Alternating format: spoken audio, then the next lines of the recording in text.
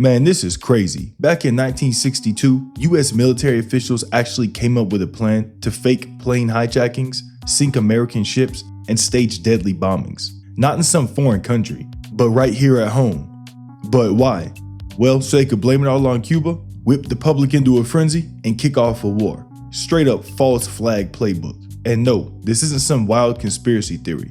This is declassified government documentation. Top level, real deal Holyfield insanity. So stay with me because we're about to unravel one of the most messed up government plots you've probably never heard of. It's 1962, dog. It's the Cold War, but tensions are hotter than Taco Bell poops. Everyone's scared of communism, nuclear war, and this tiny little island about 90 miles from Florida called Cuba. And this dude Fidel Castro had just taken power, a young, revolutionary, and straight up anti-American guy. Meanwhile, in Washington, the CIA was already trying to kill him with exploding cigars and poison diving suits. Now, normally I would feel the need to try to convince y'all that this stuff is real, but I've already done a whole trilogy on CIA dumb shit, so you already know the seamen are a special kind of idiot. But apparently, none of that was crazy enough. So, some of the big dogs at the Pentagon said, hey yo, what if we just fake a bunch of terrorist attacks on American soil and then blame it on Cuba? Now, I know some of y'all have heard stuff like that before. Don't worry, we'll get into all of that, just stay with me. This false flag, Operation Northwoods, was drafted up by the Joint Chief of Staff, literally the top of the military food chain. See, this wasn't some fringe idea. This is about as official as it gets. The proposal included faking or actually staging bombings in US cities, hijacking American planes, or making it look like Cuba hijacked American planes. Hold on, for some reason I want to say that one again. The proposal included hijacking American planes or making it look like another country hijacked American planes. Sorry, I don't know why I felt the need to repeat that one. Now the third one, blowing up US Navy ships, fabricating funerals for fake victims, and spreading fake evidence to the media. All this was carefully designed to convince the American public that Cuba had attacked us. That way we'd be begging for war. This wasn't about defense, it was about perception. A psychological operation to manipulate the minds of millions of Americans. And that's so crazy because I could totally see that working.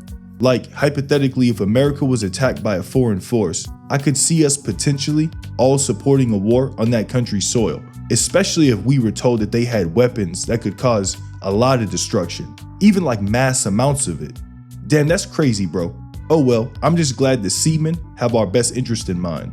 So anyway, hold up now, because we all know the US would never harm its own citizens, right? So why the hell would they do this? Well, it's simple. The Bay of Pigs was a massive failure. The CIA's attempt to invade Cuba in 1961 bombed harder than a comedian in the Gaza Strip. President Kennedy was embarrassed and Castro came out stronger. But the military wasn't ready to throw in the towel. They believed Cuba was a serious threat, especially with their Soviet ties. And they thought if they couldn't invade legally, maybe they could just make up a reason to do it. So they went full Hollywood. Fake attacks, fake victims, but a real war. Oh, and this wasn't even their first rodeo. Before Operation Northwoods was even a twisted up idea, there was Operation Mongoose, a secret CIA campaign with one goal in mind: destroy Castro, sabotage sugar crops, plant explosives in factories, even poison his personal items. One plan involved dosing him with LSD so he would publicly lose his mind during a speech. Another, thallium, to make his beard fall out and humiliate him. See, the US wasn't just trying to kill a man, they were trying to psychologically dismantle a symbol. Northwoods was just the next logical escalation. And see, that's so messed up, bro. Blowing a man's head up with an exploding cigar is one thing. I get it. You have business you gotta handle in these streets. But making a man's beard fall out? Bro, y'all going to hell for that shit. The seamen really have no boundaries that they won't cross. But see, Northwoods isn't just speculation. You can read the documents yourself. They were declassified in the late 1990s by the Assassination Records Review Board. That's the same group digging into the JFK files now. The file literally says, we could develop a communist Cuban terror campaign in the Miami area, in other Florida cities, and even in Washington.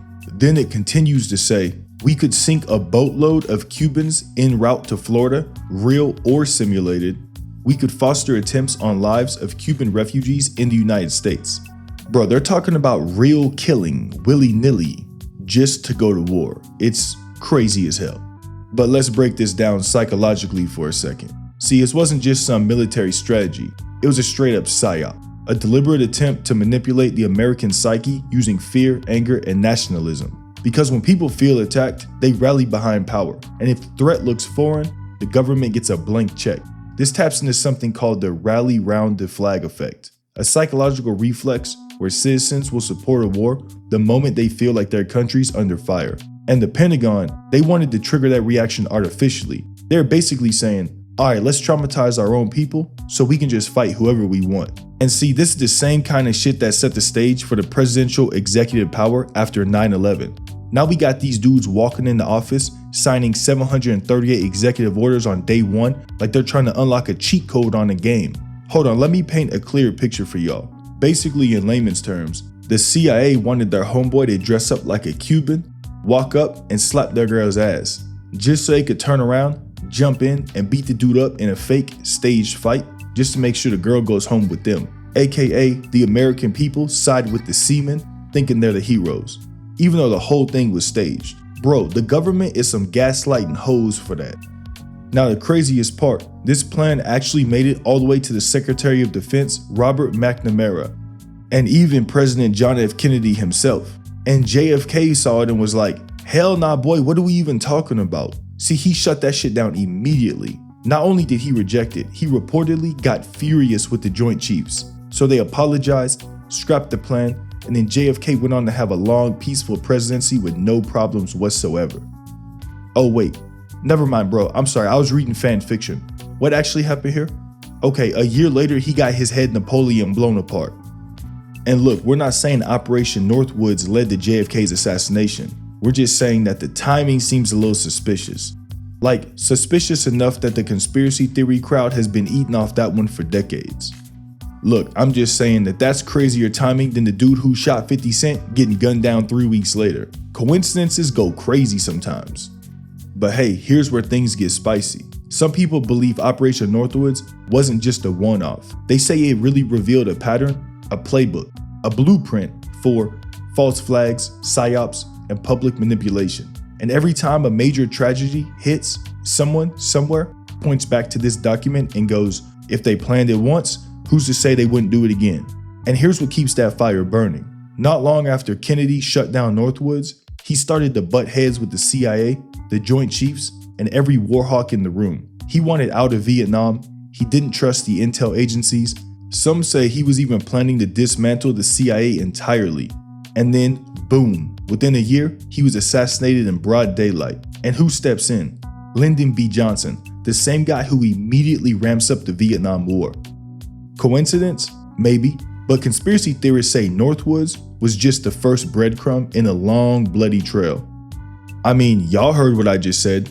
JFK was about to dismantle the Seamen, the same organization responsible for beautiful plans like sticking DirecTV satellite dishes inside cats' booty holes and trying to create Magneto in real life. Oh, I'm sure they were pissed and wanted him gone. They were out here doing the Lord's work, you know, weaponizing LSD and assassinating farm animals. And here comes JFK talking about, I think we may need some oversight. They were like, bro, pick a side. You're either with the Seamen or you against us. But what if Northwoods had been approved? Like, let's imagine a timeline where JFK doesn't just shut it down.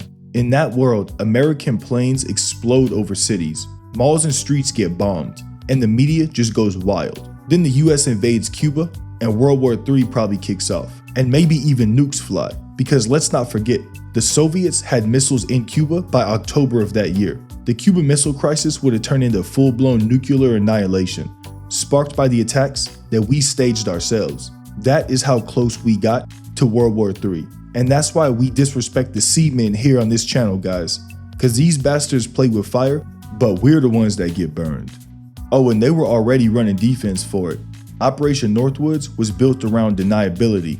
If the truth came out, they could blame rogue elements or say it was just an exercise. And if people actually asked questions, they would just be called conspiracy theorists. And that tactic is still used today. Plan to lie, deny involvement, and call the doubters crazy.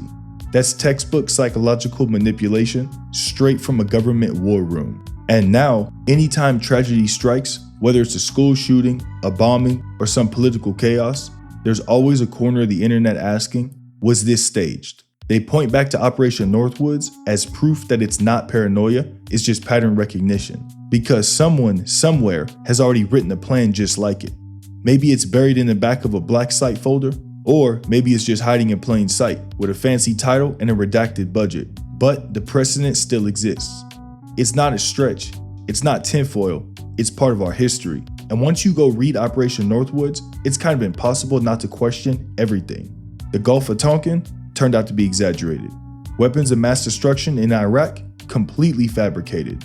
Domestic surveillance, well, it was denied until Snowden dropped the receipts. See, this stuff isn't theoretical, it's happened before.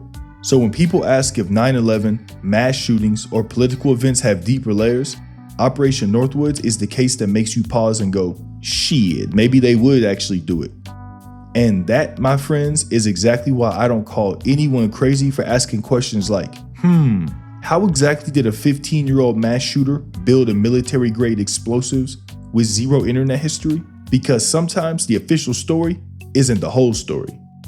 But listen, when the documents were declassified in the late 90s, barely anyone even noticed. No headlines, no outrage, just a few researchers with their jaws on the damn floor. It wasn't really until the internet picked it up that people started to realize, hold on, the US really planned to attack its own people? For many, that was the ultimate red pill moment. So what can we learn here? Well, Operation Northwoods teaches us that governments lie, fear is a powerful weapon, and the truth can easily be buried. Until of course it isn't. It's also a masterclass in psychological warfare. You just create a threat, control the narrative, and guide the reaction. And if it ever gets exposed, you just go call people conspiracy theorists. But here's the thing, Operation Northwoods isn't a conspiracy. It's not speculation. It's a real documented plan, signed, stamped, and sealed by the US military. And that's really the most chilling part. You don't even have to believe in conspiracies to know that your government once planned to blow up its own American citizens, just to start a war for oil in the Middle East. Oh wait, never mind. I think that one is still a conspiracy theory apparently. But hey, listen, if that blew your mind, go hit that like button before they make this video disappear. Also, subscribe for more what the heck did I just hear history and psychology that'll make you question everything. Oh, and tell me in the comment section, do you think Operation Northwoods was just a one-time thing? Or was it really just the tip of the iceberg? But with that, the seamen are coming. So keep your head on a swivel and stay safe out there. I'ma see y'all next time.